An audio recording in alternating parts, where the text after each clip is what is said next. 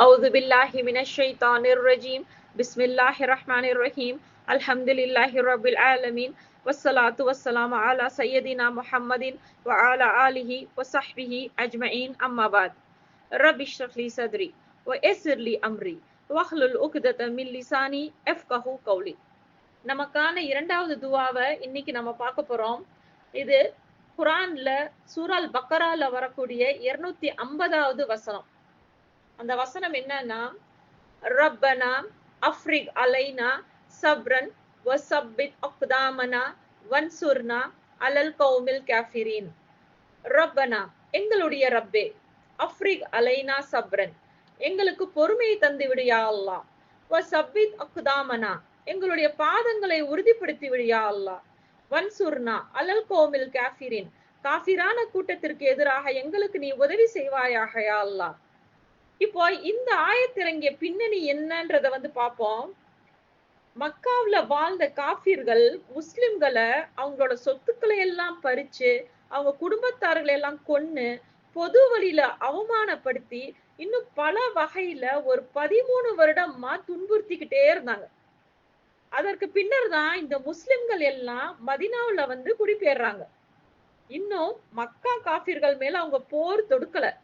அந்த சமயத்துல தான் அல்லாஹ் ஒரு சம்பவத்தை குறிப்பிட்டு இந்த ஆயத்தை இறக்குறான்.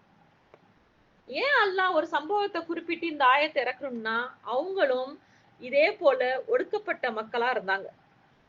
அந்த மக்களுடைய கதையை அல்லாஹ் விவரிக்கிறான். அவங்க யாருன்னா, அமாலிக்கான்னு ஒரு பழங்குடியினர் வாழ்ந்தாங்க. அந்த பழங்குடியினருக்கு தலைவனா ஒரு கொடுங்கோலன் ஜாலுத்துன்ற ஒரு மன்னன் இருந்தான். அவன் இந்த பலவீனமான இந்த இஸ்ராயலியர்களை துன்புறுத்திக்கிட்டே இருந்தான். அப்ப இந்த மக்கள் ஒண்ணு கூடி என்ன செய்யறாங்கன்னா, அவங்க காலகட்டத்துல வாழ்ந்த ஷாமில் அலைஹிஸ்ஸலாம் என்ற ஒரு நபிட்ட போய், எங்களுக்காக துவா செய்யுங்க, எங்களுக்காக ஒரு அரசனை தேர்ந்தெடுத்து கொடுக்க அல்லாஹ்ட்ட நீங்க துவா செய்யுங்கன்னு சொல்றாங்க. அப்போ இந்த ஷாமில் அலைஹிஸ்ஸலாமும் இந்த இஸ்ராயலிய மக்களுக்காக அல்லாஹ்ட்ட இறைஞ்சுறாங்க. அப்ப அல்லாஹ் அவங்களுக்கு மத்தியில வாழ்ந்த தாலூத் என்ற மனிதரை அரசனாக தேர்ந்தெடுத்துக்கோங்கன்னு சொல்றான். அவர் இறையச்சம் உடைய சாலிகானவராகவும் தோற்றத்தில் உயரமானவராகவும் இருந்தார்.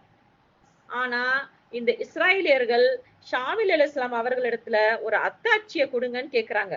அதை எப்படி தாலூத்தை நாங்க அரசனா எடுத்துக்கிறது, ஏதாவது ஒரு அத்தாட்சி வேணுமேன்னு எதிர்பார்க்கறாங்க. அப்போ தாபூத் அப்படின்னு சொல்லப்படுற ஒரு பெட்டி இருந்துச்சு. அந்த பெட்டியில தான் மூசா அலைஹிஸ்ஸலாம் மற்றும் ஹாரூன் அலைஹிஸ்ஸலாம் பயன்படுத்திய சில பொருட்களை வச்சிருந்தாங்க.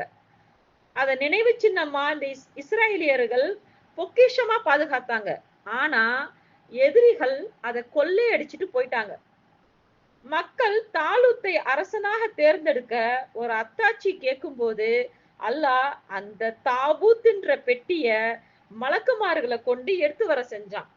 அத இந்த இஸ்ராயலியர்களின் வாசலிலே கொண்டு போட்டான்.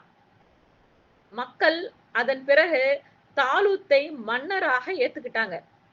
அந்த கிராமத்துல தாவூத் அலைஹிஸ்ஸலாம் ஒரு ஆடு மேய்ப்பாளராக ஒரு 18 வயது சிறுவனாக இருந்தார். அவர் அந்த நேரத்துல ஒரு நபியாக இல்ல. அவருடைய தந்தைக்கு அவர் ஒரு கடைசி மகனா இருந்தார். அவருக்கு 13 சகோதரர்களும் இருந்தாங்க. இந்த தாலூத் மன்னரோட படையில எல்லாருமே படை வீரர்களா வேலை செஞ்சாங்க. இப்போ இஸ்ராயலியர்களை துன்புறுத்தி கொண்டு இருக்கிற இந்த ஜாலூத்தை எதிர்த்து போர் தொடுக்கிறதுக்கு எல்லாரும் ஆயத்தமாறாங்க. அந்த இஸ்ராயலிய படையில 80,000 படை வீரர்கள் இருக்காங்க. அவங்கள அல்லாஹ் சோதிக்க நாடுறான். அவங்களோட பயணத்துல எல்லாரும் ஒரு ஆற்றை நோக்கி வரும்போது அல்லாஹ் அந்த ஆற்றுடைய தண்ணீரை யாரும் குடிக்க வேணாம்னு சொல்றான். ஆனா இவங்க எல்லாருக்கும் ரொம்ப தாகமா இருக்கு. ஒரு கைப்பிடி அளவு தண்ணீரை தவிர யாரும் குடிக்க வேணாம்னு அல்லாஹ் சொல்றான். ஆனா 4000 படை வீரர்களை தவிர மற்ற எல்லாரும் தண்ணீரை குடிச்சிடுறாங்க. இந்த சோதனையால உண்மையான இறையச்சம் உடையவர்கள் யாருன்னு அல்லாஹ் பிரிச்சு காட்டிட்டான். அதற்கு பிறகு மேலும் இன்னொரு ஒரு சோதனையை அல்லாஹ் கொடுக்கிறான். அதுல வெறும் 313 படை வீரர்களா குறைஞ்சு போனாங்க. இத இப்னு அப்பாஸ் ரலியல்லாஹு அன்ஹு சுட்டி காட்டுறாங்க. பத்ரு போர்ல கலந்து கொண்டவங்களோட எண்ணிக்கையும் 313 இருந்துச்சு. சாலிகானவர்கள் எண்ணிக்கையில குறைஞ்சு போனாலும் அல்லாஹ் அவர்களை கொண்டு பல பிரமிக்க வைக்கும் அற்புதங்களை நிகழ்த்துவான்றதுக்கு இது ஒரு எடுத்துக்காட்டு. இப்போ அரசனான தாலூத் 313 பேர் கொண்ட படைகளோட ஜாலூத் என்ற கொடுங்கோலனை எதிர்க்க போருக்கு போறார். அந்த படை வீரர்களுக்கு மத்தியில தாவூத் அலைஹிஸ்ஸலாமும் ஒரு வீரரா இருக்காங்க. அல்லாஹ் தாவூத் அலைஹிஸ்ஸலாமுக்கு நபித்துவத்தை அந்த நேரத்துல இன்னும் கொடுக்கல. ஆனா இஸ்ராயலியர்களுக்கு மத்தியில ஒரு நல்ல மனிதரா அறியப்பட்டிருந்தார். போருக்கு போற வழியில 3 சிறிய கற்கள் தாவூத் அலைஹிஸ்ஸலாம் அவங்கள்ட்ட பேசுது. எங்களை கையில எடுத்துக்கோங்கன்னு அந்த 3 கற்களும் தாவூத் அலைஹிஸ்ஸலாம் கிட்ட சொல்லுது. அவர் அந்த 3 கற்களையும் தன்னுடைய கையில எடுத்த உடனே அது ஒரே கல்லா மாறி போச்சு. அத தன் இடத்துல தாவூத் அலைஹிஸ்ஸலாம் வச்சுக்கிறாங்க. அந்த காலத்துல ஒரு மரபு இருந்துச்சு. போர் ஆரம்பிக்கிறதுக்கு முன்னாடி ஒரு படையில இருந்து 3 பேரும் எதிராளியோட படையில இருந்து இன்னொரு 3 பேரும் மோதிக்குவாங்க. அதுக்கு பின்னதான் நேரடியா போர் ஆரம்பமாகும். அப்படி முதல்ல ஜாலூத்தை பார்த்தவுடன் அவனுடைய பலத்தையும் ராட்சச தோற்றத்தையும் பார்த்தவுடன் எல்லா படை வீரர்களும் பயந்து தயங்கினாங்க. அந்த தருணத்துலதான் இந்த துவாவை அந்த படை வீரர்களும் மன்னரும் எல்லாரும் ஓதிக்கிறாங்க. ரப்பனா அஃப்ரிக் அலைனா சப்ரன் வஸப்பித் அக்தாமனா வன்சுர்னா அலல் கௌமில் காஃபிரீன். அரசர் தாலூத் தன் படைகளை பார்த்து யார் ஜாலூத்தை எதிர்த்து போரிட தயாராக உள்ளீர்கள்னு கேட்டபோது தாவூத் அலைஹிஸ்ஸலாம் தன்னை முன்னிறுத்திக்கிறாங்க. அவங்க மனசுல எந்த ஒரு பயமும் இல்ல. ஆனா அவரிடம் இருந்தது வெறும் கையில ஒரு கவட்டை மாத்திரம்தான்.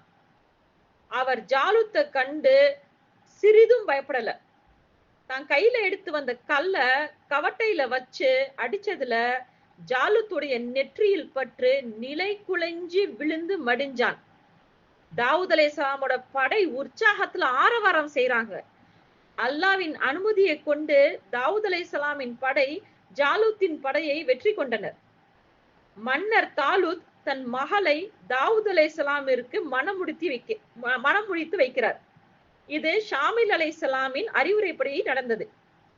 அதற்கு பின்னர் தாவூத் அலைஹிஸ்ஸலாம் அவர்களுடைய நிலைய அல்லாஹ் நபித்துவத்தையும் வழங்கி உயர்த்தினான். சரி, இந்த சம்பவத்தை பார்த்தோம்.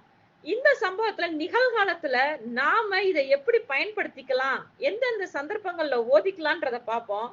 இந்த துவாவை நமது பொறுமைக்காக ஓதலாம். நம்முடைய காரியங்கள்ல ஏதாவது ஒரு கோளாறுகள் இருந்தா நம்முடைய காரியங்களை அல்லாவின் உதவி கொண்டு உறுதியாக்குவதற்கு ஓதிக்கலாம்.